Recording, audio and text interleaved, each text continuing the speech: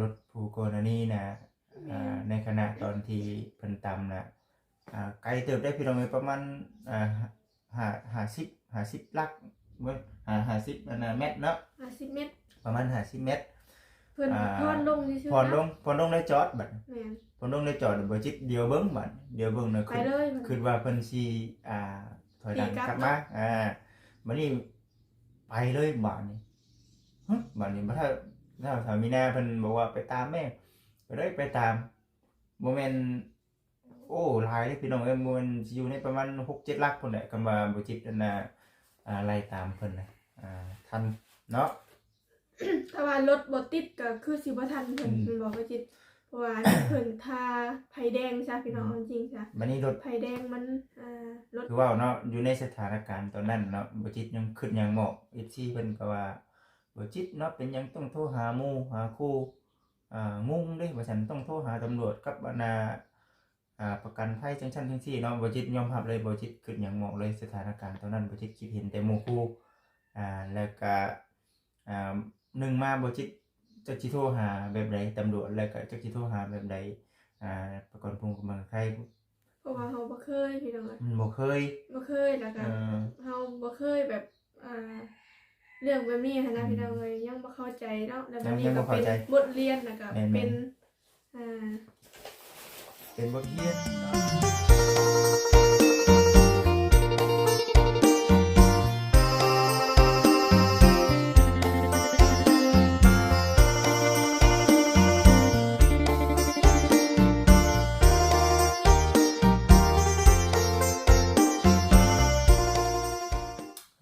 พี่น้อง FC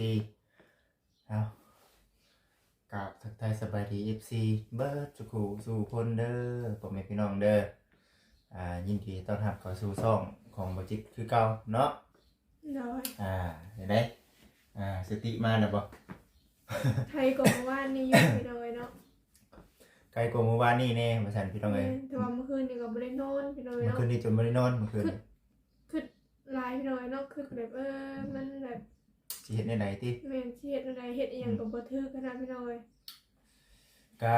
คือกันพี่น้องเนาะบ่จิตเมื่อวานนี้ก็บ่แตกต่างกันแฮงกระเต็กแหละพี่น้องคันบ่จิตไป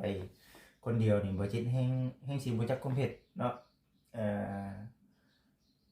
มื้อนี้ก็สิเว้าก่อนเกิดเรื่องเนาะก็บ่ได้คาดคิดได้พี่น้องเอ้ยว่ามันสิเป็นอย่างนี้คือเขาว่าแหละเพิ่นบอกว่าฮอดยามสิเป็นน่ะเป็นเนาะคือเพิ่นว่าเนี่ยอุบัติเหตุนี่เกิดขึ้นทุกเวลาตลอดเวลาทุกเวลาก็บ่คิดว่ามันสิเกิดขึ้นกับของตัวเองว่าซั่นนะพี่น้องเอ้ยแม่นตอนเช้าก็พากันไปกินหิดอยู่ซื่อๆพี่น้องเอ้ยเนาะตอนเช้าพาเมื่อเฮือนเมื่อบ้านอยู่บ้านมีนาเนาะตอนแดงมาพอดีว่าสิไปสั่งเนาะสั่งเครื่องของไปให้ทั้งน้องสระน้องตัวทองแล้วก็ซื้อของไปให้น้องดาวเนาะอยู่ที่บ้านช้างแก้วขากลับมาเนาะขากลับมาแหละทั้งบ่จิตกับสาวินาน่ะเข้าไปซื้อน้ำก้อนเนาะน้ำแข็งน้ำแข็งบดนั่นแหละว่าสิพากันไปขายอยู่บุญบ้านไปขายอยู่บุญในบ้านเลยเนาะเพราะว่าบุญในบ้านมื้อนี้เป็นมื้อแท้แม่มื้อนี้เป็นมื้อบุญเนาะมื้อบุญแจกแบบคือบ่จิตกับสาวินาไปขายน้ำปั่นปกตินี่แหละเกี่ยมแล้วคอยขับมานะพี่น้องบ่ได้ขับไว้เนาะคอยขับมาแล้วบัดนี้นะพากันเว้าปรึกษากันมื้ออื่นเนาะเนาะว่าซั่นได้มันบ่ร้อนมันบ่หนาวนี่ของใครว่าซั่นพอสิได้ไปขายน้ำปั่นแบบนี้นะพี่น้องเอ้ยร้อนแน่ของใครเนาะแต่เว้าอยู่พี่น้องเนาะพากันเว้าอยู่เว้าช่วงนั้นเจ้ามีหน้าเว้าว่าอยากกินข้าวเด้ว่ะแวะตลาดกันเด้อบ่จิตว่ะแวะตลาดแรงว่ะสิซื้อแนวกินชูตะพอตะแม่กินเลยว่ะนะซื้อขนมน้องทองก้อนว่ะนะบ่ได้กินข้าวบ่ได้กินฮอดข้าวมื้อนั้นกินข้าวคาบเดียวมื้อนั้นนะก็เลยว่าคอยเว้ากันมานี่นะพี่น้องเอ้ยบัดนี้รถจักรก็มาทางหน้าบัดนี้ทางหลังบ่จิตว่าขออนุญาตนำบ่จิตขับรถเนาะบ่จิตเบิ่งทางหน้าเด้ บ่จิตยังบ่ได้ฮู้ว่ามีทางหลังมาเนาะมันไวพี่น้องเอ้ยมันไวดี รถเพิ่นไว้ มันไวมันแบบปึ๊บปั๊บแบบกระทันหันเลยนะบ่จิตเองก็ได้แบบว่า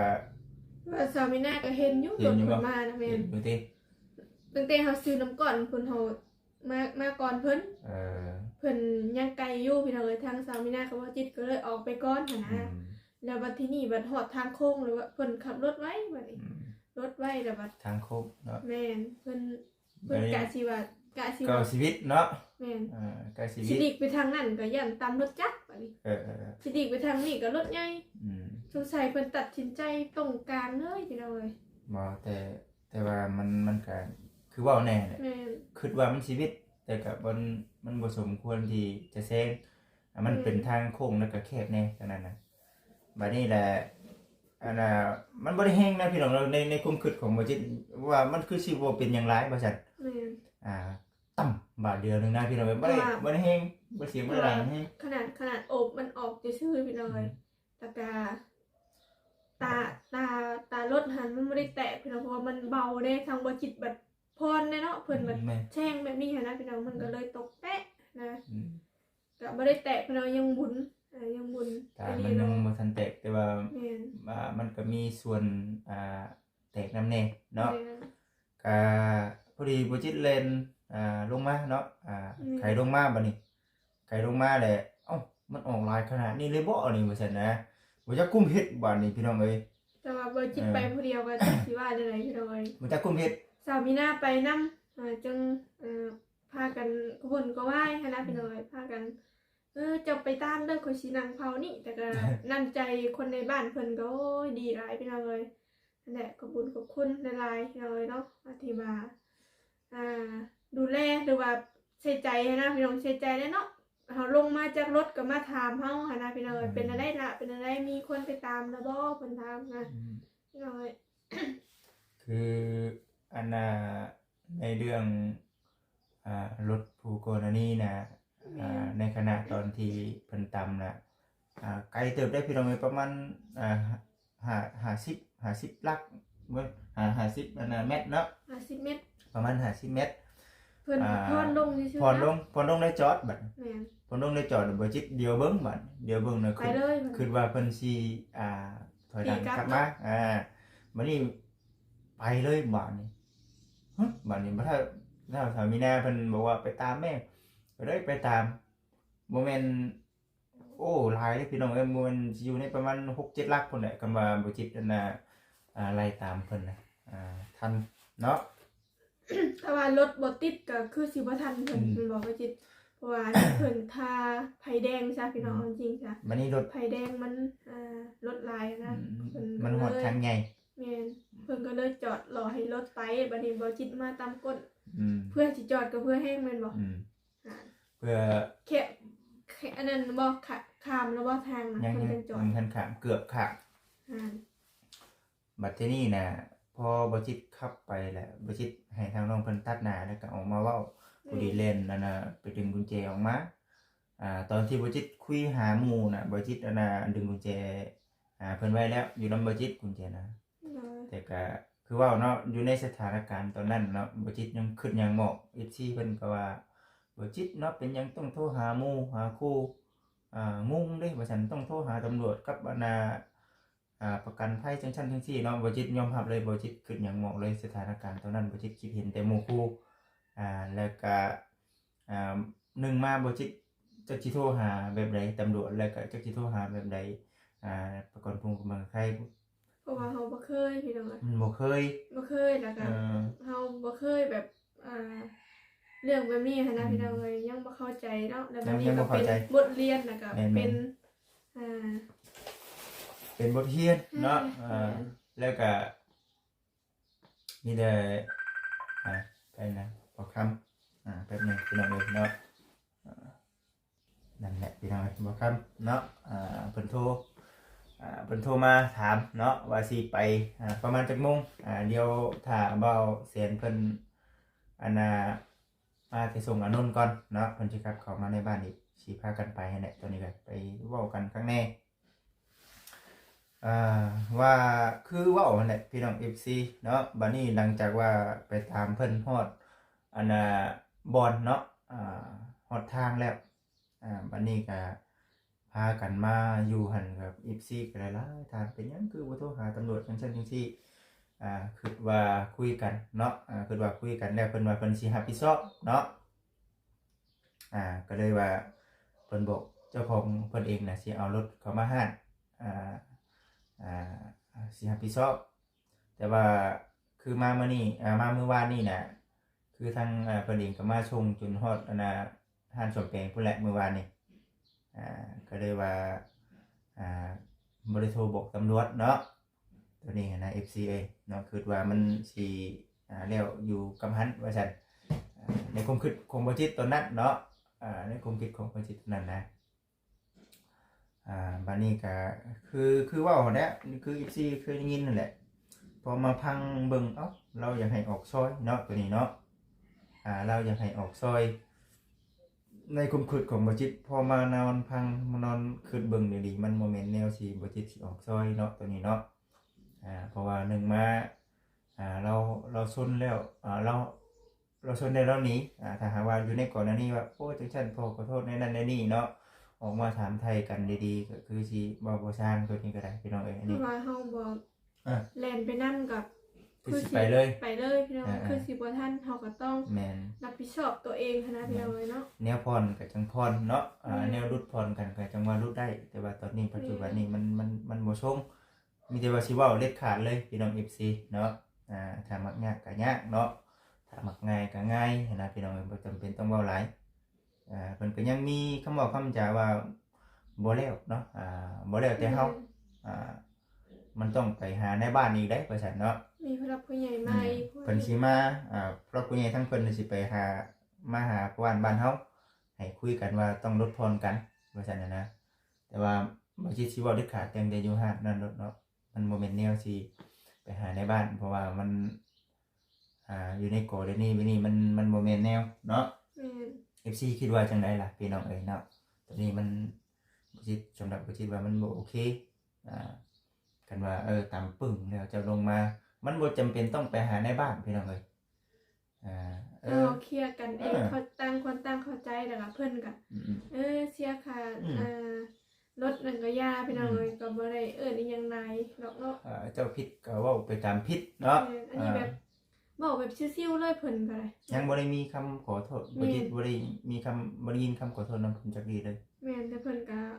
เว้าว่าสำนี้ชื่อเพิ่นว่าได้สำนี้ชื่อบ่เป็นหยังดอกเพิ่นว่าได้พี่น้องเอ้ยบัดพอฮอดห้านรถแล้วเพิ่นเบิ่งราคาบัดนี้เพิ่นก็เว้าออกมาเลยบัดนี้เกือบแม่นเกือบสิฮอด 30,000 เกือบฮอด 30,000 อีก 2,000 เนาะแม่นอีก 2,000 จนฮอด30,000แม่28,000อยู่ในห้านเพิ่นน่ะ 23,000แต่ว่ารวมค่ายางนะค่ายางก็ 5,000 แล้วพี่น้องเอ้ยเนาะก็สิอยู่ในพุ่นแหละเนาะ28,000พุ่นแหละแนวอันน่ะผ่อนผันกันได้ก็ผ่อนพี่น้องเอ้ยแต่ว่ามันเบิ่งอยู่ในกฎนี้เว้ยนี่มันแม่นแนวบ่พี่น้อง FC เนาะเฮ็ดจังได๋ซะเนาะถึงบ่จิตก็บ่จิตคือกันเนาะเฮ็ดจังได๋ซะพอเป็นหนี้ก็เป็นแล้วพี่น้องเอ้ย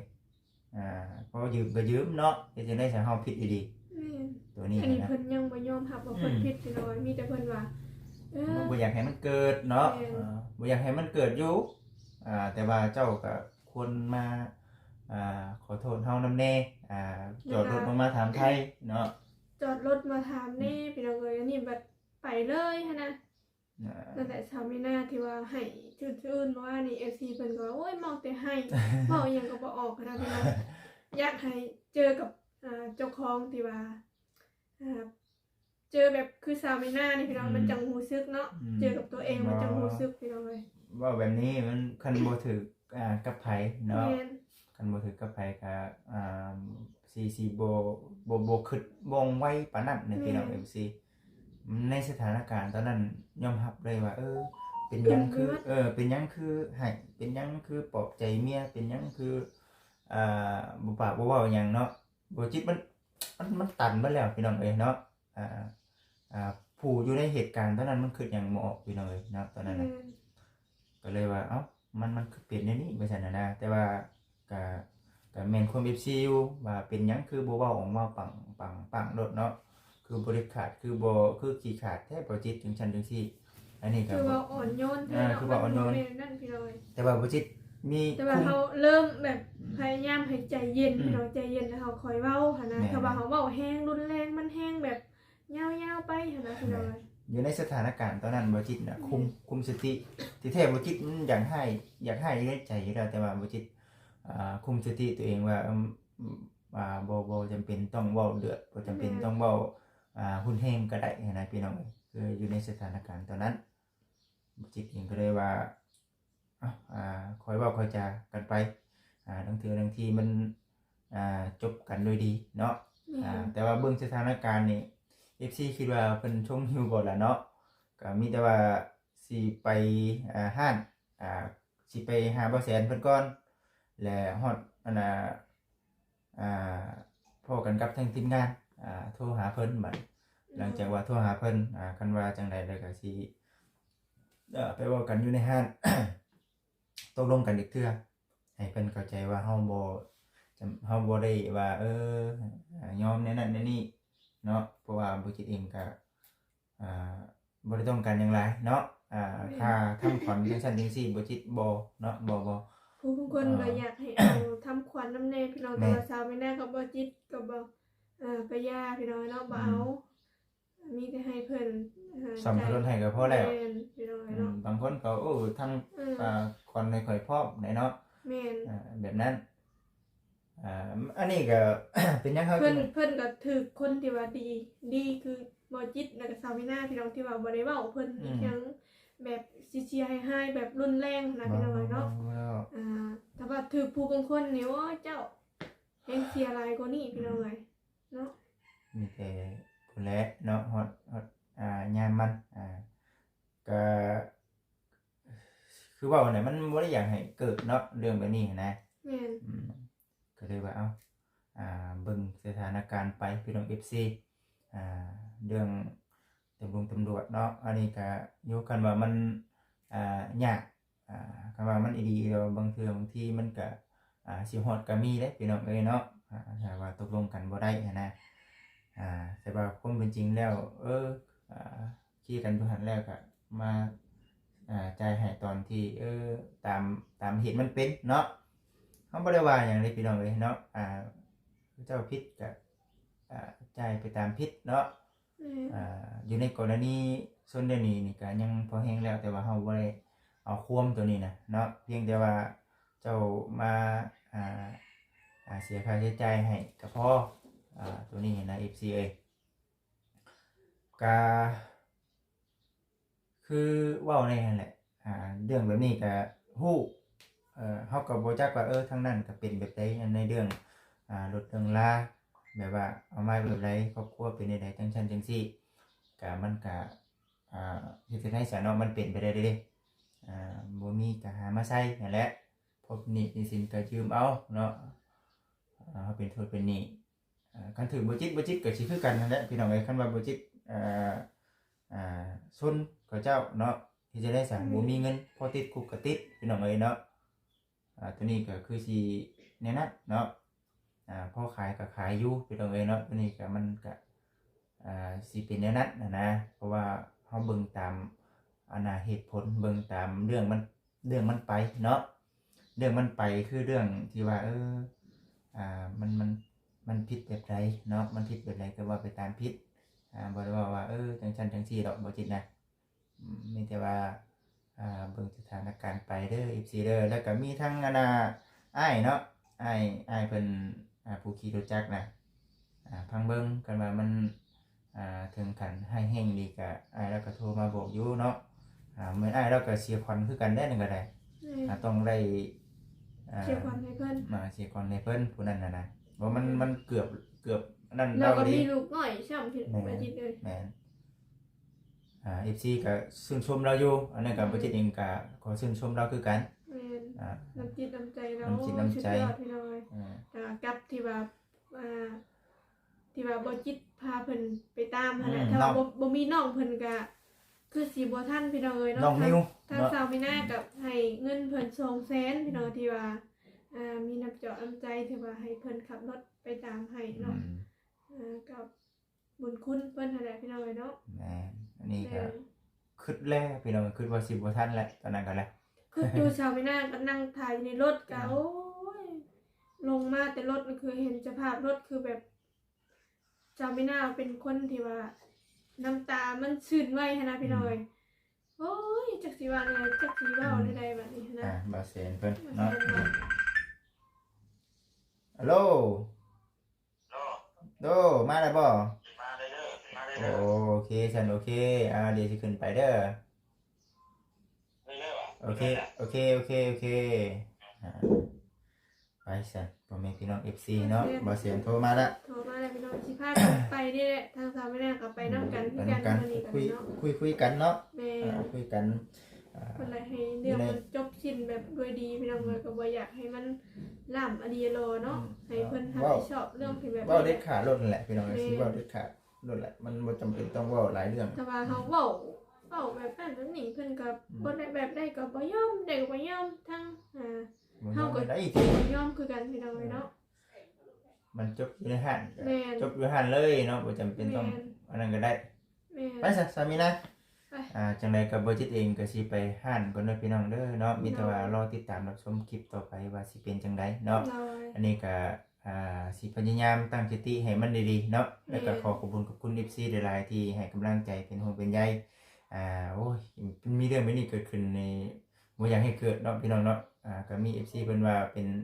ดีแล้วมันจังบ่ได้หาคอนเทนต์ไกลก็วนแบบนี้บ่อยากให้เกิดขึ้นจักดีเลยพี่น้องเอ้ยเนาะโอเคพ่อแม่พี่น้อง FC มีหยังก็เป็นกำลังใจให้เด้อพี่น้องเด้อสบายดี